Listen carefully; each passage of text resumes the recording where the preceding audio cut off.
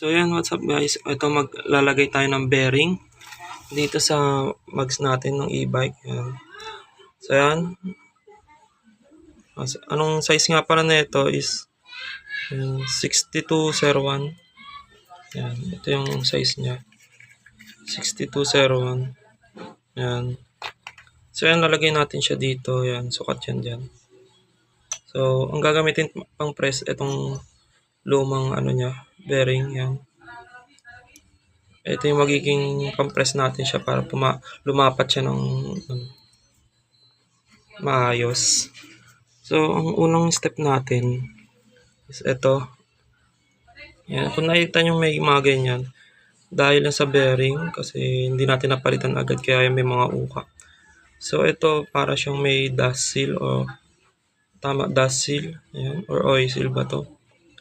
Galing yan dito sa loob. So, bago natin ikabit yung bearing, ilagay muna natin to.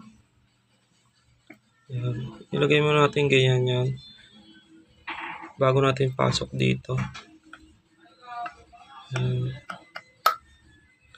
Yan guys. Ganyan siya. Tapos bago natin sunod yung natin, bearing. Yan, pag ganyan. Pero lalagyan muna natin ng langis yan para mabilis masalpak. Ayan. Lagyan lang natin siya ng konti lang naman papahid natin. Kasi pupunas lang natin dyan. Ayan. Ganito rin dito. Papahid lang naman natin.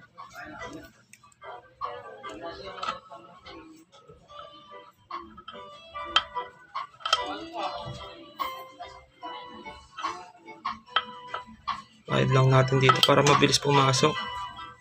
Dito. Yan. So yun. Pagkatapos nyan is ito na. Sasalpak na natin itong bearing natin.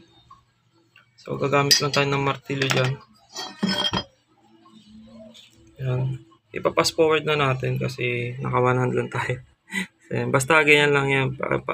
Palibot lang natin pupukpukin yan. So yan, nasalpak na natin yung bearing yan. Okay na siya ulit.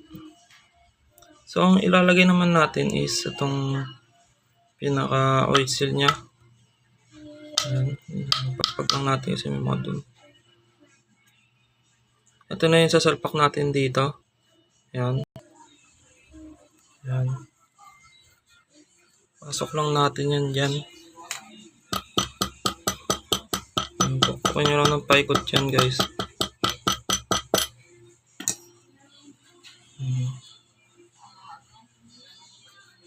Okay na yan guys. Tapos isasalpak na natin yan sa e-bike.